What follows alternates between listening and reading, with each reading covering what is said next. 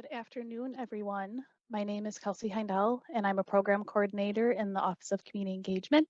Welcome to the September edition of our monthly series, Community Engagement Spotlight. Please note that this session is being recorded. I'd like to begin with a statement from the Office of Community Engagement. We wish to acknowledge the Indigenous people who are past and present stewards of the land on which we pursue our just cause of a healthy community for everyone. To our audience members, please be sure you are muted throughout the session. We encourage everyone to use the chat bar freely to share comments or post questions for our guest. We will be monitoring your questions throughout the session, so please feel free to send them as they come to you. Please look for information about upcoming guests on our community engagement website. You can find our series webpage by Googling MCW CE Spotlight. This monthly series features community partners and the important work that they are doing for and with the community. We like to highlight their goals, motivations, and accomplishments and the ways they have partnered with people and programs at MCW. Today, we are deeply honored to have Lea Denny as our featured guest. We would also like to thank Dr. Courtney Berry, who is serving as our facilitator today. At this time, I would like to introduce our acting Senior Associate Dean for Community Engagement, Dr. Stacy Young, who will say a few words about Lea's important work for the community and her partnership with MCW. Dr. Young. Thank you, Kelsey. It is my pleasure to say a few introductory words about Mrs. Lea Denny. Lea is the founder, CEO, and clinical director of Healing Intergenerational Roots, known as HIR Wellness.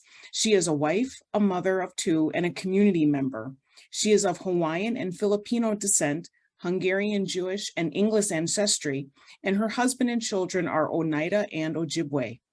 In addition to her role as CEO and director, Lea designs, develops, and implements free mental health programming and services for Indigenous and underserved victims of violence, to include victims of sexual assault, domestic violence, intimate partner violence, human trafficking, and missing and murdered Indigenous women and relatives. Through HIR Wellness, Lea has developed a shared leadership and decolonized approach to operations that empower women and cultivate a team of healers in synergy. Her team offers direct services, field training and development, internships, mentoring, and community-based participatory research to measure and evaluate trauma-informed and practice-based work. Lea graduated with her Bachelor of Science in Psychology from the University of Wisconsin-Milwaukee in 2006 and graduated with her Master's in Clinical Mental Health Counseling from Mount Mary University in 2016. Through her research on historical trauma, healing work, and work within communities, Lea is dedicated to shifting the paradigm around what mental health justice is and redesigning what mental health service delivery means for all people. Lea is an accomplished global trainer, speaker, keynote, and leader in the mental health field. She has presented her life's work to conferences and training in international communities and has trained and impacted over 20,000 individuals. Most recently, she took 40 individuals of an Indigenous girls group, empowering Indigenous youth leadership, to Washington, D.C. The group met with the offices of the Assistant Secretary of Indian Affairs, Bureau of Indian Education, and the National Indian Gaming Association, as well as visited the U.S. Capitol and the White House. Lea also serves on several local and national councils or committees. She's in the process of publishing her research on historical trauma in Indigenous communities and continuously provides consultation to tribal and community leaders on Indigenous mental health research projects, film collaboratives, and transgenerational trauma work groups. Thank you, Lea, for being our featured spotlight guest for today. I would now like to introduce today's facilitator, Dr. Courtney Berry. Dr. Courtney Berry is an assistant professor in the Department of Psychiatry and Behavioral Medicine and in the Department of Family and Community Medicine at the Medical College of Wisconsin. Prior to her faculty appointment, she completed her doctorate in clinical psychology with a specialization in health psychology and completed a research fellowship in primary care within the Department of Family and Community Medicine. During this fellowship, Dr. Berry had the opportunity to expand her research interest, investigating trauma and primary care integration. Her research activities support her current interests in trauma and trauma-informed care, and she has participated in several grants providing expertise in trauma and mental health. Dr. Berry also instructs medical students about the importance of trauma-informed care and currently serves as the director for the interprofessional education within the School of Medicine. Dr. Berry, thank you for serving as our facilitator today, and I now turn the mic over to you. Thank you so much for having us and for allowing us this opportunity. I'm very excited to introduce this person. She is an astounding person, as Dr. Young had just read, and she's a dear, dear friend of mine as well. And I'm really excited that everyone gets to hear about the work that's being done, because I really think it's important. Lea, you want to tell us? I mean, that was a beautiful introduction. It really was, Dr. Young. Thank you so much. Mahalo nui loa for that.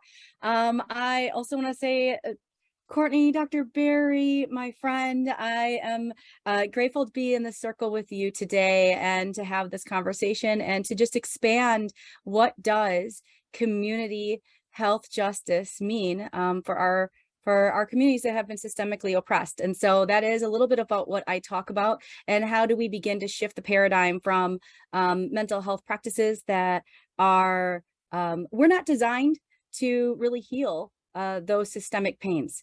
And I think it's time for us to all learn together on how to move forward. So I am looking forward to sharing. I have a screen share, so whenever you're ready, I will begin. And I also have, just to give everyone a little heads up, I have Jamie Kelcott, my Indigenous Community Engagement, Indigenous Affairs Director, here with us, as well as my Executive Assistant, Jessica, who is also here with us. We come as a collective. This is shared leadership. This is what matriarchal leadership is and what it feels like. So you'll see that they will be supporting also in the chat and bringing their voices in as also leaders in the space. So I also want to just acknowledge, and if Jamie can introduce herself, and Jessica, and then I can go ahead and share my slides if that is the time to do so. Go ahead. Igwach Lea, Buju, Shangwewe Kamikuquin, Indigenous, Adawazaga, Ignig, Nindonjaba, Magizin, Nindodem, Nishnabe Kwe and Dao. I'm also Polish, French, and English. Hello, everyone. My name is Jamie Kellicott. I'm our Community Engagement and Indigenous Affairs Director, and it's really an honor to be here in this space with all of you. Welcome into our virtual circle. And I'll pass it over to Jessica. Thank you, Jamie. Hola a todos, muy buenas tardes. Mi nombre es Jessica González. Hi, everyone. My name is Jessica González. My tribe is Nahua, and from Jalisco, Mexico. I'm happy to be here in this space, and we're here for you. If you have any questions, comments, so just connect with us. I will pass to Lea again. Thank you again. Mahalo to both of you. So Dr. Berry, before I begin, is there anything that you'd like to put into the space, or should I just go ahead and get started? I would just like you to share a little bit about kind of your story and how you kind of got to where you are right now, and then even some more about how you and I got connected, because that's a fabulous story. Okay, that is a fabulous story. So why don't I do this? I was going to have Jamie open up with a land acknowledgement. Absolutely. And then I'm going to go right into answering those pieces, as well as I would love to add a little bit more to that. So Awesome. I will go ahead and bring Jamie's voice in then, and we'll get started.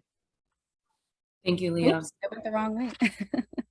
So Buju, everyone, I have our sacred medicines here today. I'm smudging for us, and I would encourage all of you that if you have some with you, you can bring them into the space that you're in. I encourage you to have them, have some tea or water to help keep yourself grounded. And today, our land acknowledgement comes from Electoquini Institute at UW-Milwaukee. And we are actually speaking from beautiful Potawatomi land right now on the Gemma campus in Milwaukee, Wisconsin. We acknowledge in Milwaukee that we are on traditional Potawatomi, Ho-Chunk, and Menominee homeland along the southwest shores of Michigami, North America's largest system of freshwater lakes, where the Milwaukee, Menominee, and Kinnickinnic rivers meet, and the people of Wisconsin's sovereign Anishinaabe, Ho-Chunk, Menominee, Oneida, and Mohican nations remain present. Chimigwech.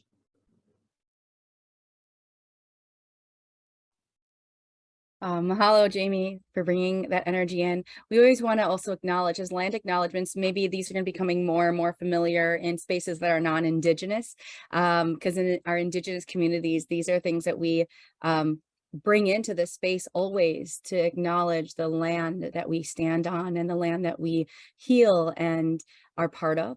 And these will continue to evolve. So as you start to hear these and you want to learn more, I just encourage you to reach out and know that they will continue to have an evolution of how they will look and feel. With that, oh, there you go. I do want to just bring in this piece of the applique that you see on my photo here.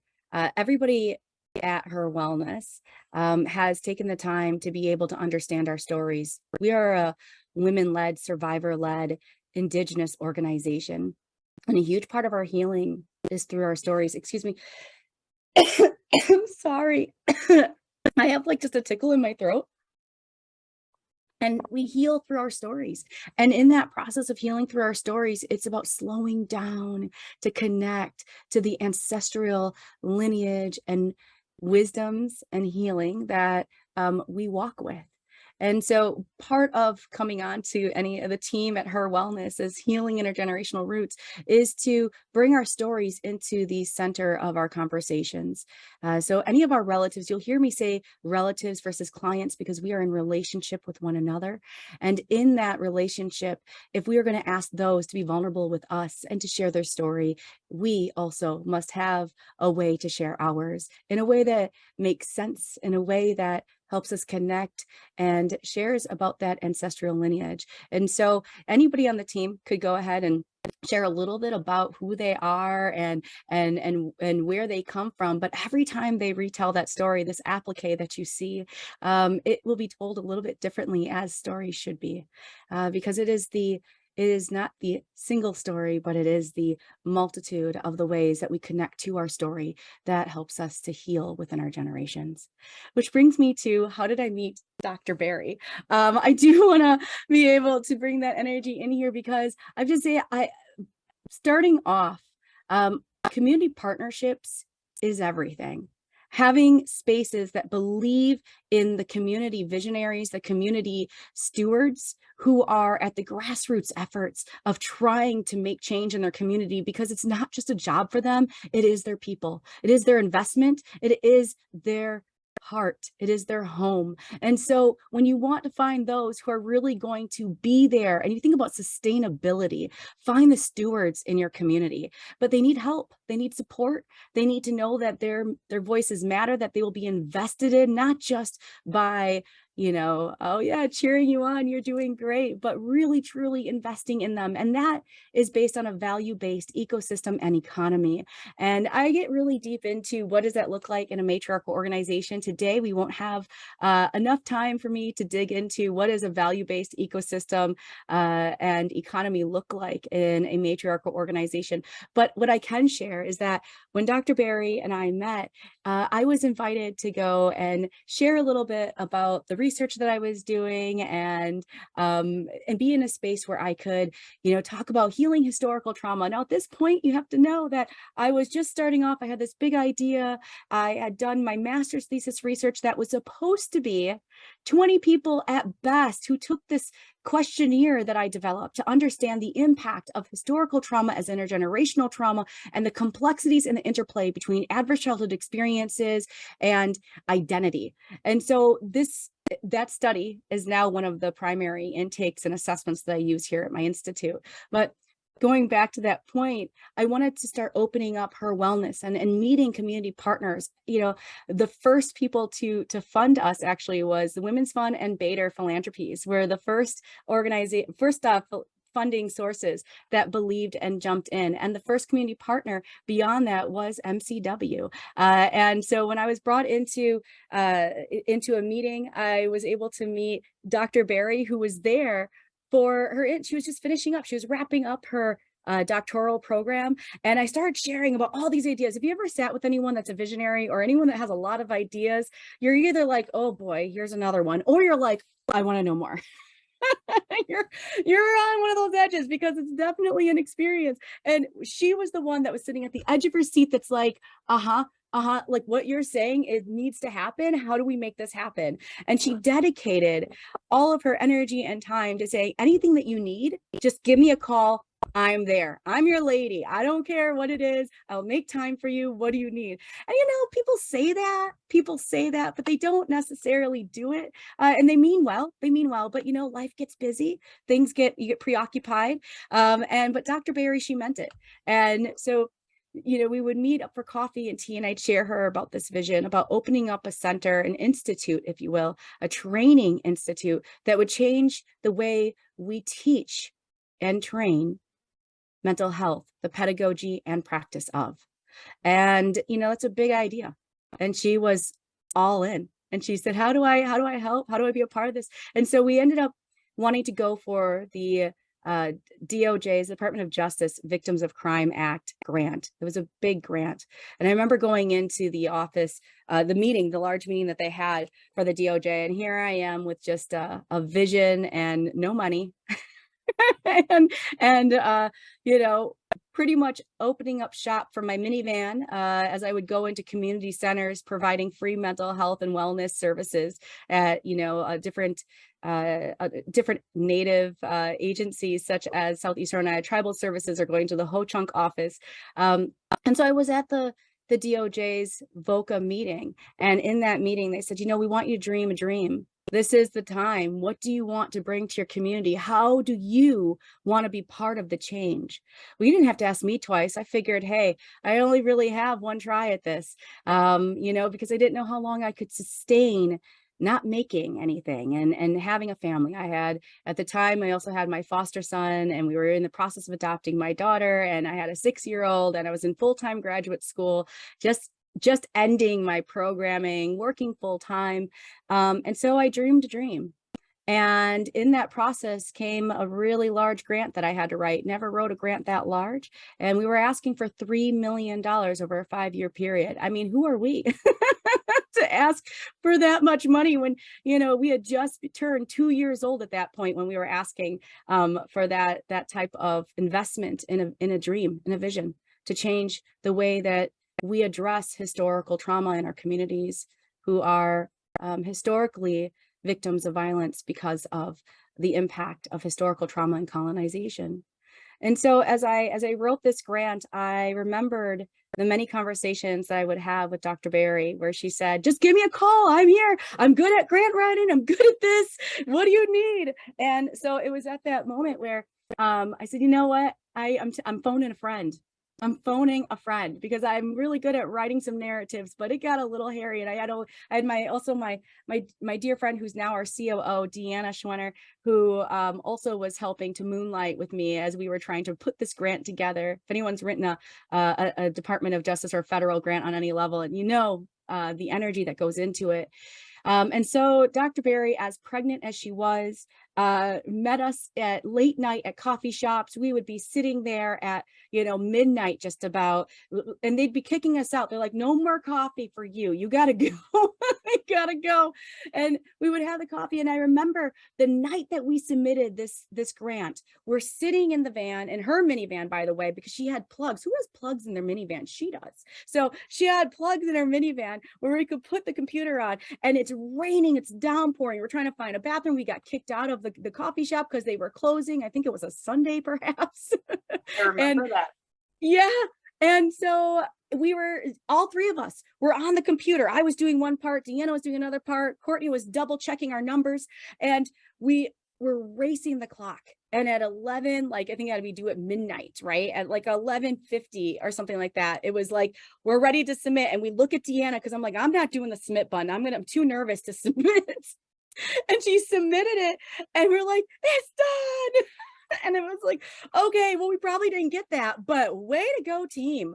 Long story short, as you can tell, we did get that $3 million grant. That is what happened. They invested in a dream, and they let us know that that's what they did. And that has helped to plant the seed of us growing again with having community partners like MCW and Courtney saying, you know what, hey, we're going to be there. We believe in what you're saying. We know this is a little out of the traditional conversations that we see around mental health, or fill in the blank around what, you know, what we might be seeing over here. But what you're saying is community based, it's community centered. And we feel like this is something that matters and we're going to invest in that.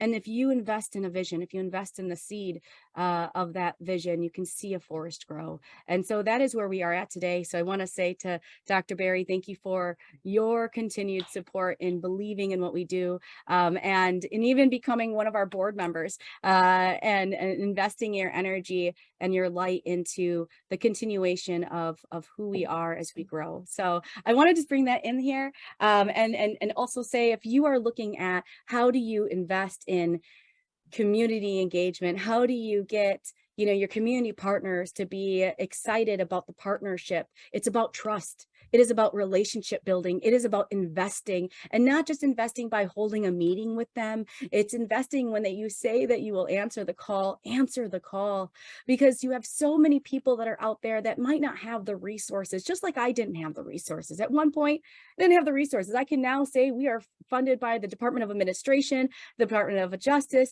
We have multiple grants that have now supported us in our journey to being able to do the work that we do. But it started with somebody from an organization like yours who said, I will be there. Give me a call. As big as your idea is, let me know what part I can have in it. And that's the piece. It's not about saying, hey, I know how to lead you. I know what to do for you. That I never heard that. I have to say, I've never heard that come out of Dr. Berry's mouth. It was never like, oh, I have a better idea. Okay. Or any version of that. It was always like, that's awesome. What do you need to make that happen? Is there anything I can do? So I want to just, as we go into this presentation and you look into a little bit about who we are as an organization and the work that we are doing, know that it wasn't without the solidarity and stewardship and collaboration of community partners like yourself. So, Lea, I'm really excited for you to share about your work, because I think it's okay. amazing, and All right, I'm going in. I'm going in. So I think it's really breaking out of the box for mental health. So I'm really excited for others to hear this too, because this is what drew me. This is what I was like, as she said, I was like, in the meeting. I never saw someone so excited about my ideas. I was like, are we vibing here? Because I feel like what I'm saying, you're like, yes. How do we get more of that? And I will tell you it's little it's exchanges like that, as small as somebody might think they might be, as just someone getting excited in that very moment, that inspires people to continue to invest in their community in the way that they do. Because if I know anything about caring for your community and being a steward within your community, it is that you already have the investment, you just need to have it nurtured. So I wanted to share about who we are. This is our mission and vision statement. I know that sometimes people blow past their mission and vision statements, but if there's one thing I want to land on today, I want you to really have this sit with you, please. I'm going to be inviting Jamie to read for you who we are. Thank you, Lea. Who we are. We are a survivor and women-led matriarchal organization providing the next generation of care to victims of crime and violence. We seek to learn from our ancestors' teachings and the ways of governance that worked for the global majority centuries prior to colonization. We invite our Indigenous roles into colonial spaces. Our ways are from many differing nations, and our resilience has always rooted in the health and well-being of our communities, while we thrive through social and value-based economies. Our mission: to increase mental health accessibility and inclusivity for health justice through demonetizing the relationships between the mental health systems and those seeking mental health services within Indigenous and historically underinvested and therefore chronically underserved communities. How we do this? We liberate the practice, pedagogy, service delivery, and training of mental health by stewarding matriarchal shared leadership of the community activated medicine CAM framework an intergenerational healing approach. Miigwech. Thank you. So I started my journey in mental health in '98, and I became a behavioral health technician. And I share that because I was able to learn a lot about where we were at that time in development as a mental health field. We were really heavily focused on behavioralism and control and compliance. I remember learning management against aggressive behavior, MOAB training, and how to do 5-point leather restraint straps and basket holds. And I remember that, we had children who would be on these long-term residential units who were only 6, 7 years old, coming from the foster care system and having what was perceived as uncontrollable behavioral issues or oppositional defiant disorder at 7. Ugh. Right? What were we doing? But we know more now, right? About understanding the neurobiology of trauma. And we know more now about how to support people through different levels of healing and not utilizing the prefrontal cortex as our main source when it hasn't even been developed at that point. And so I was learning so much during my time as a CNA behavioral health tech. And I just remember thinking, this is hurting people. We are hurting people. And as a survivor of sexual assault and witnessing domestic violence as a child and growing up in spaces that were not safe for me, I learned what safety was and what it wasn't. And so it mattered that mental health changed because the needs that survivors have are complex, dynamic, and developmental. And so we need to start shifting the way that we understand how to deliver services, understand how to identify interventions and treatment that truly is sustainable for the person and their community. So we look at matriarchal organizations, and in this, as we seek to learn from our ancestors' teachings and the ways of our governance that worked for centuries prior to colonization, we invite our Indigenous roles into colonial spaces. Shifting the paradigm from Western archetypes to Indigenous archetypes is part of our intergenerational healing approach. Through this process, we bring roles such as advising elder, firekeeper, earth mother, trickster, and healer forward. Our ways may be from many differing nations, yet our resilience was always rooted in the health and well-being of our communities while we thrived through social and value-based economies. We use the Children's Fire, and the Children's Fire is a decision-making process. If you're curious to learn more about this, I do full trainings on the Children's Fire. This is an Indigenous, global Indigenous knowing, and it has 2 laws to the Children's Fire. Law 1 is that the feminine and children must be protected at all costs, that every decision that you make at your organization, that you make for your community or with your community, is done by centering your decisions around their well-being. And 2, that the fire never goes out. And what does that mean?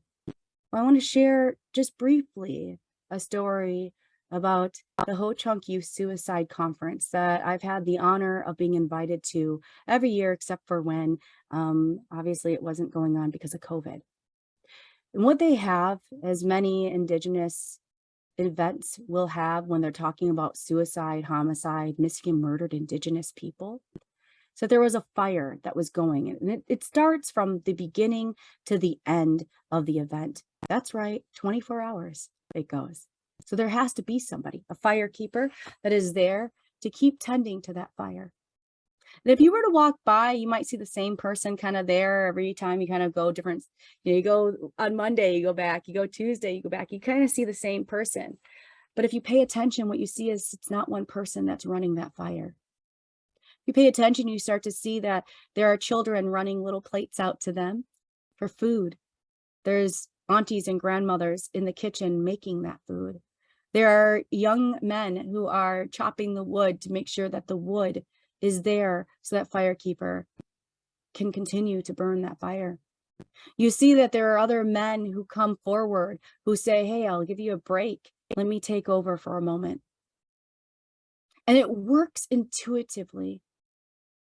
It works in a way of perpetuity.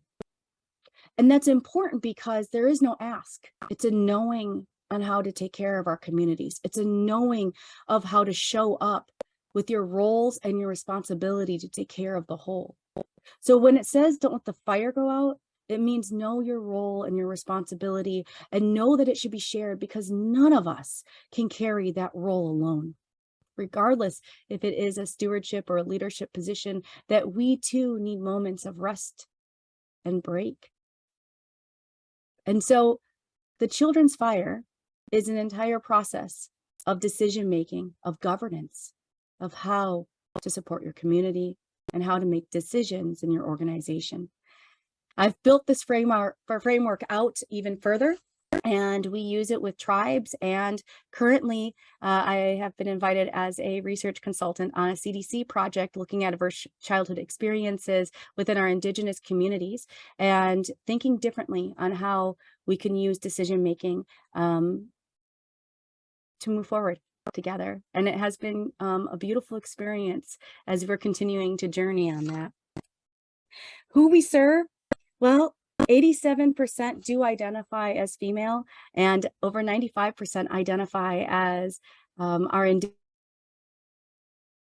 Indigenous or of our Black and Brown relatives that come to seek our services. 67% experienced domestic violence, intimate partner violence. 70% have experienced sexual assault, and 15% have experienced human trafficking, and that number is growing.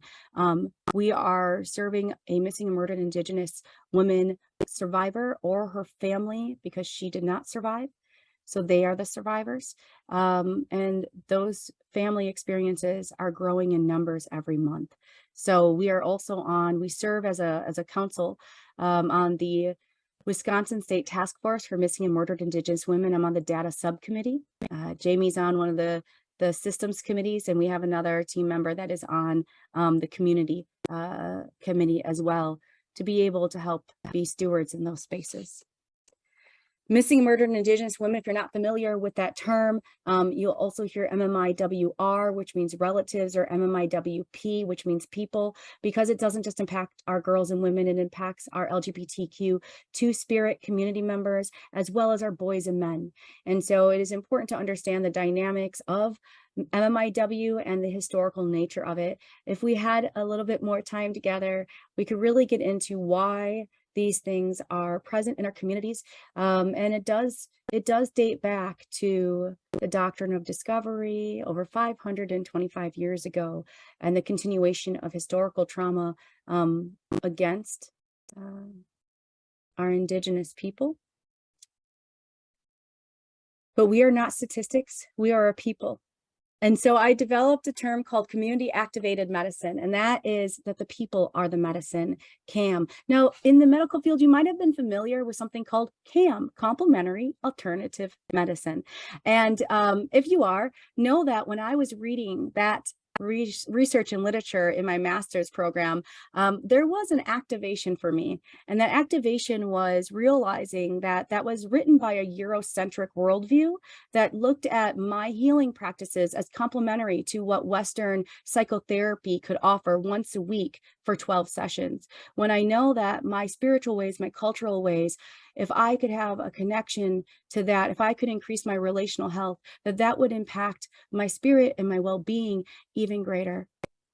And so as I would read about CAM, complementary alternative medicine, I also saw how it would, from a Eurocentric lens, cherry pick certain exercises. Oh, well, they would call them exercises, right? Like yoga, which is an ancient sacred practice.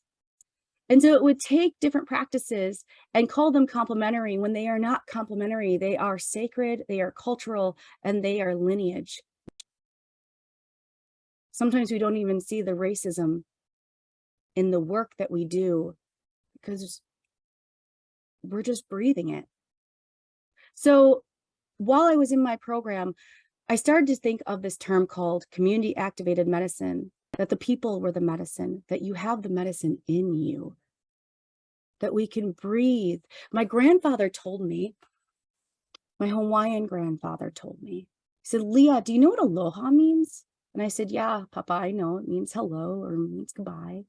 And he says, no. He said, aloha, Lea, alo is living, ha is breath. It is living breath. As I breathe into you, you breathe into me. And it is this exchange that is aloha. do you know what mana means, Lea? And I said, I think energy. And he said, it's life force. It's the life force that lives and breathes in everything around us.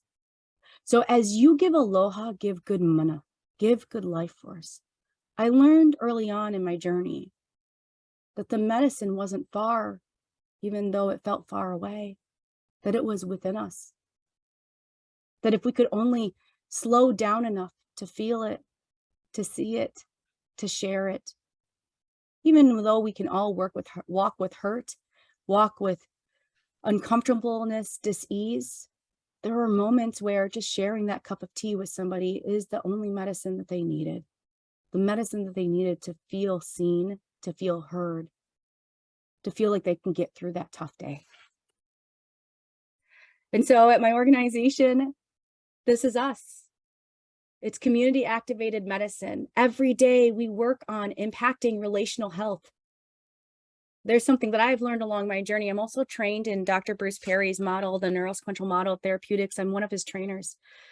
And I've learned through both neurobiology and also community that our relationships, our authenticity, our vulnerability, these are not platitudes. These are the medicine. So what is long-term intergenerational impact on mental health and well-being? When we start to look in our Black and Brown communities and we look at the chronic and unforgiving legacy of historical and intergenerational trauma from genocide and enslavement, from oppression, how do you begin to define suffering? What does suffering even look like? How do we understand the spirit of sadness? What does healing and wellness even look like? What if historical trauma is a risk factor for suicide? And then how do we make meaning out of generations of pain? Because it's been called everything from the soul wound to the disease of time, to the chain of pain, to the spirit of sadness. It is this heaviness that lives, breathes, and in us, we cannot breathe. Is it safe to breathe? So you get all these definitions that exist out there. Historical intergenerational trauma can be defined as an event or series of events perpetrated against a group of people and their environment, namely people who have a specific shared identity with genocide, ethnocidal intent, and systematically eradicate them as a people or eradicate their way of life. So my research, which led to me opening up the HIR Wellness Institute, I wanted to understand, how does mental health change its framework when it was rooted in Eurocentric narratives and worldviews of health, of wellness, when it was rooted in patriarchal identity, and I will say patriarchal violence? How do we begin to understand what healing looks like when the pain that happened was caused by the very essence of what the birthing of mental health was?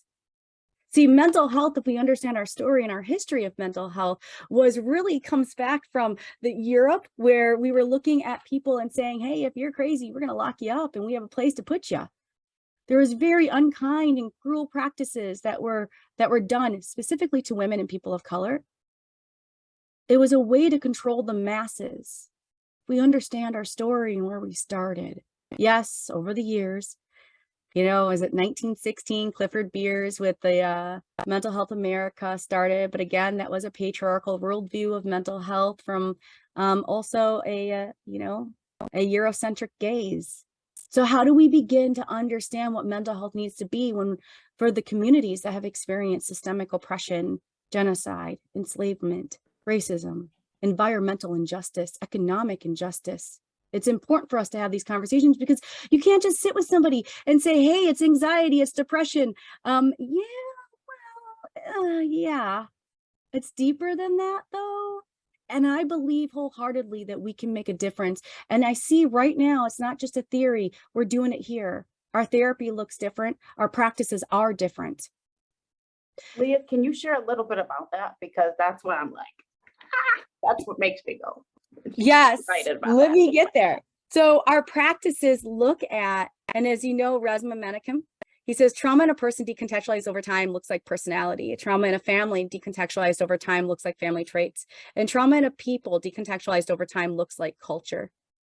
Pain travels through families until somebody is ready to feel it. So we think about things like complex post-traumatic stress disorder, right? And we think about the impact that historical trauma has on folks, but how do you begin to address it in the counseling session?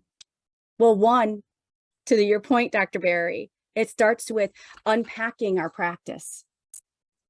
Anger and aggression, oh my goodness. Take a deep breath and exhale. How do you understand systemic oppression?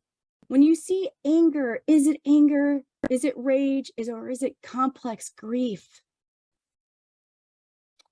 When you understand that it's more than a label, when you begin to go beneath the behaviors, you start to have a different dialogue with the people. You start to see their stories differently. You start to understand that that individual is part of a collective, and that collective is part of a system. Now, many of you are familiar with epigenetics. I'm not going to get into that too deeply here, but understanding that the story of pain does travel forward, but so does the story of healing and post-traumatic wisdom. Because our ancestors' stories are still with us today. They live in us. We can feel them. There are moments where you feel like you know something and you don't know where it came from, but you just know it. And Lea, I want to add something because you said something that was so key that like makes me like, yes, yes, yes, even more, because we bring forth the healing too, as you just said, not just the hurt and stuff that we carry with, but the healing. And that's what I love about this focus, is that it's about not just carrying that for the pain and yes, it's also about, we've brought that forward. So and here's the thing. We see these types of slideshow or these slides, right? Like you see something like this from RISE and you're like, okay, yeah, generational embodiment of historical trauma and then microaggressions, implicit biases, epigenetics. But what does that mean? And do we move in and just saturate our energy and our time around that? Or do we begin to understand truly what historical trauma healing and communal healing looks like? This is part of my research, and I really won't have a lot of time to get into it too much, but I do want, for all the clinicians here, here's the thing that I learned. I learned a lot from my research. There's so much to unpack, but something that I learned and that we understand here at my organization is that there are different levels of depression. You have your endogenous depression, your exogenous depression, and then your historical depression. And I learned from Dr. Wes Whitback, who did the first study with Dr. Melissa Walls, who did the first study on looking at historical trauma in Indigenous communities. Specifically, he looked at remote villages in Canada and like northern Minnesota, northern Wisconsin. He still does this work today.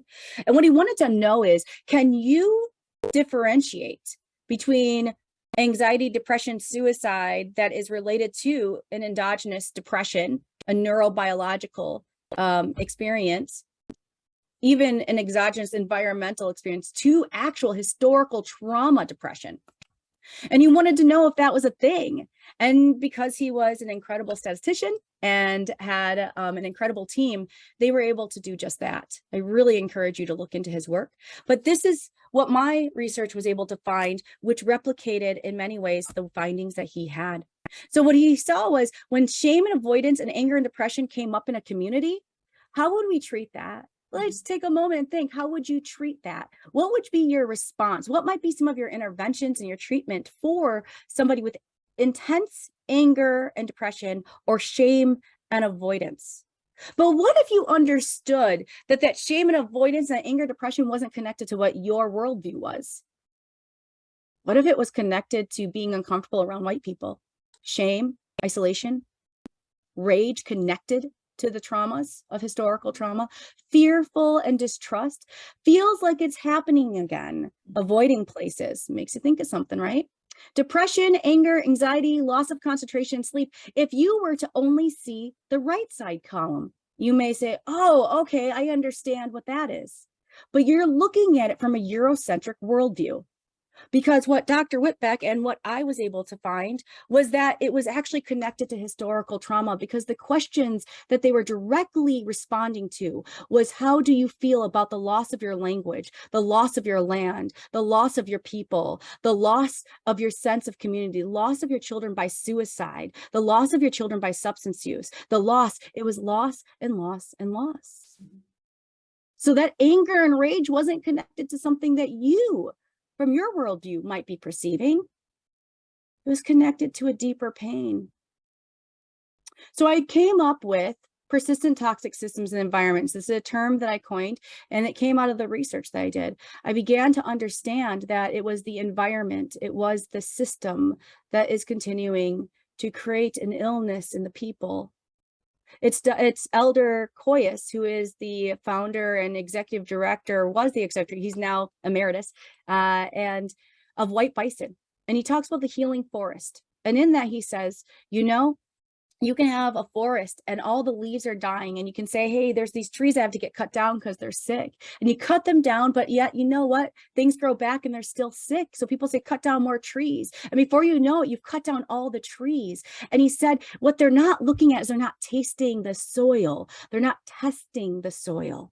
Because it is what you put into the soil that is poisoning the roots of the trees, that's making the trees sick, generation after generation. So what is the poison? And it was my other elder that I met when I was in Banff, Canada, who shared with me, Lea, did you know that around the globe, indigenously, whatever poison, whether it be a snake bite to a plant that grows local, indigenously in that space, will have its antidote nearby? So that snake bite will have a plant medicine that's nearby to help heal that snake bite. The poisonous plant will have another plant nearby to help heal the element of that poison. When colonization came into our communities, it was a foreign plant, if you will. Mental health comes with that, the way that mental health is designed today. And because of that, there's no antidote. Their medicine will not work for our people. Lea, with So the more time we have, can you share a little bit about the CAM work? I love that stuff. Yes. So here we are. You are like perfect timing, by the way. I didn't even show you this PowerPoint. So I am impressed with our attunement here. So I created a model that's called Mental Health Without Borders. CAM, which I can have somebody on my team copy and paste for you what CAM is, or just even give you the link to CAM on our website and what it looks like, because this is the model. The model is embodying relational health through different methods, growing a paradigm shift from trauma-informed care to healing-informed practices, and having an intergenerational healing approach. This is also something that I've developed based on the research that I have. We use that here at the Institute. Mental health without, just because I know there's not a lot of time, I'm gonna go through this quickly, but here we go. Mental health without borders, what is it? I wanted to, when I was in my practice as a therapist, as well as just being in the mental health field for over 20 years, what I realized was that the greatest barriers to seeking help happen to be ourselves. Whether it be shame, accessibility, finances. It was things that also our voices being muted early on. Sometimes I will ask people, when was the first time, how old were you? How young were you when your voice was first silenced, when you realized that speaking up for yourself was not going to be heard, or it was going to be minimized? Seeking help, the barriers to seeking help start young. And so our programming is intergenerational, and we have over 14 programs that I've developed, and they are systemic. Some of them reach us at a greater systemic level where you can join us virtually every day, Monday through Friday, and where you will be able to connect and hear from our therapists who come on Facebook Live. Jamie's one of those people for our R&Rs, Reflection and Resilience. And we have a social worker or therapist in the chat that is there to support you in real time. There is no fee, there is no charge. Everything is free. The demonetizing of mental health, the gatekeeping that is there. Our community needs to have this access every day. The other things that we have is book clubs to bibliotherapy support groups. Monday through Friday, you can come and join us at any phase in your growth and your development that you are at. Understanding the intimacy of joining into an individual counseling session might be too much for you. And maybe you're a professional that needs just a little bit of support. And so I've developed something called H&H, which is helpers and healers support, where on Wednesdays and Fridays, we kind of clear our space and we invite our community partners to come and receive. That's a reciprocity model that I've built. Come and receive help and support and normalize, because what I know about helpers and healers is that we're like, oh, I don't want to take up a spot for somebody else. Let somebody else have it, right? And so we have to take time for ourselves. So this time is for you. So on Wednesdays and Fridays, we have those, and we provide free Reiki and social emotional support, brain spotting. The list goes on of the things that we can offer and provide, but most importantly is relational health. Of these programs that we have, I wanted to make it make sense. And so I measure everything. So we do pre and post surveys. We're constantly surveying so we can be community led for practice-based generating evidence. This is a little snapshot of what that looks like for us when we're measuring our programming, and understanding that the barriers of care that are there are part of that PTSE, persistent toxic systems and environments. It is difficult to get in a waiting list for somebody. We know that on average, it takes 10 years for somebody to even maybe sometimes call to get into the service that they need. The cost of care, limited access to providers, and then the pandemic, which we saw here.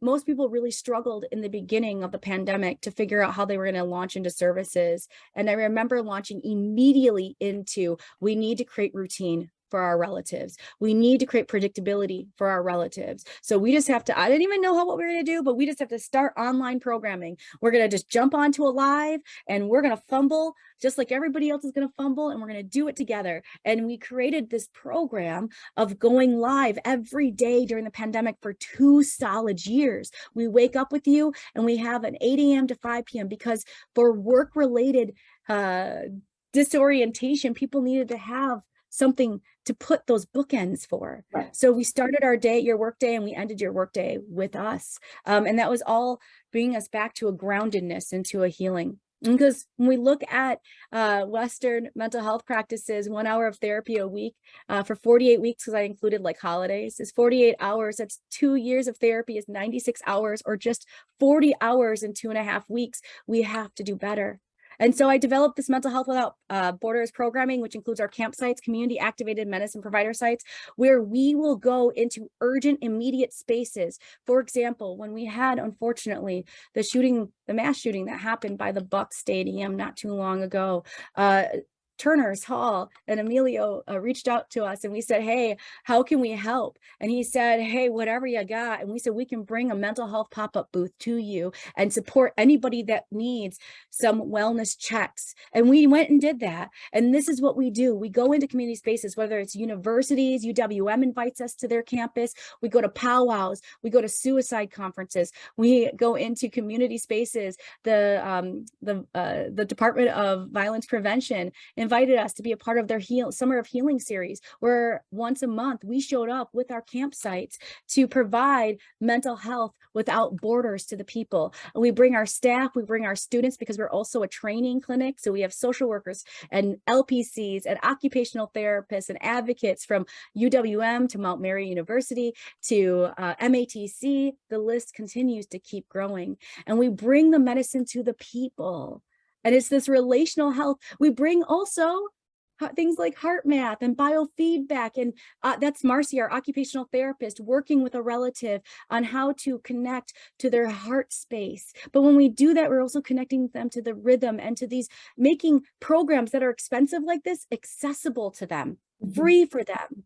This is what our programming looks like. So Monday through Friday, we can get this for you as well, to look at how health justice, if you want to know what Mental Health Without Borders is, it is making health justice a reality through making accessible and reliable services. It's about looking at our community and how do we heal and how do we bring our providers into the community in real time, because we have a lot of people that know how to do a lot of good, but we need them in our spaces. I And have the Leah, helpers and healers. Yep. And our grief support. Yep. Are we out of time? we are. I'll just keep going. I'll just gonna show you pictures. This is what it looks like. I just want to say as I close, this is what it looks like. If you want to take programming that is informed by transgenerational trauma healing, it looks like this. Empower their voices. Have podcasts for your youth that talk about mental health. Teach them how to go into the community and share healing modalities. Have creative activism and give them spaces to talk about social justice in a positive way that allows them to activate their voice. Have rites of passage for them where they can work with their community elders to learn their ways, to understand how to give back, because reciprocity matters. Teach them how to protect the sacred and know that that means them, that they are the children's fire, that they are the ones that matter, and know that the causes in your community, whether they are missing and murdered Indigenous women, Black Lives Matter, every cause that matters to you, make sure that they understand how to heal from that, also that hurt. And this is them in Washington, D.C. And these are the outcomes, because we must dig deeper to challenge the cycles of healing and to invite a different healing. And I will land on this slide. Everybody knows about Maslow's law, but did you know that he stole it from the Blackfoot Nation? And he cut it off in half, and he only went with his Western worldview, which means that he stopped at self-actualization for the individual when it was supposed to stop. It wasn't supposed to stop. It was supposed to actually, that is like when you're 13 to 14 years old, that is adolescence time. And from that, you're supposed to be able to move into community belonging. And when you could go to community belonging, you would then actualize. And once you actualize, you would be then in perpetuity to your community. And that is the fire I talked about for the suicide risk, or the suicide conference, where you saw that happening. So the Blackfoot Nation knew what to do, but when he came in with a zero-centric worldview, he cut it in half and turned it into a hierarchy. So with that, I just want to say thank you so much, mahalo nui loa, for letting me be in this space with you. As you can see, we have so much that we could say. And my last slide that I always end on is this one. Every success story is a tale of constant adaptation, revision, and change. May you be the change. May you know that investing in the community partners that you have is everything. It's everything. Mahalo. I will say that is a big part of what I do and why I love working with this organization, because of all of their work. And it's outstanding and amazing. And I would encourage everyone to kind of continue to learn. It's inspiring, and I appreciate what you do. I admire it, and I thank you for joining us. So thank you, Leah. It was a pleasure. Oh my gosh, I went over. I didn't even, I wasn't looking at the time. So to all of you that stayed, thank you. And if you want to reach out to us, please learn more. And we thank you for inviting us to be in this circle with you. Just so everyone saw, I think before quickly it joined, you can go ahead and find this recording of this on the MCW website. If you want to make a difference, you consider donating. There's the QR code for all the fancy technology people. I don't know how to use QR codes to save my life, but it's there. And then join us as we have our next one on Wednesday, October 12th at 4 p.m. Very exciting speaker, Linnell Ramey. Thank you. He's the executive director for Mentor Greater Milwaukee, and it's going to be an awesome series. I thank Leah for doing this with me. I appreciate all of you for joining us, and I hope everyone has a great rest of your night. Thanks so much.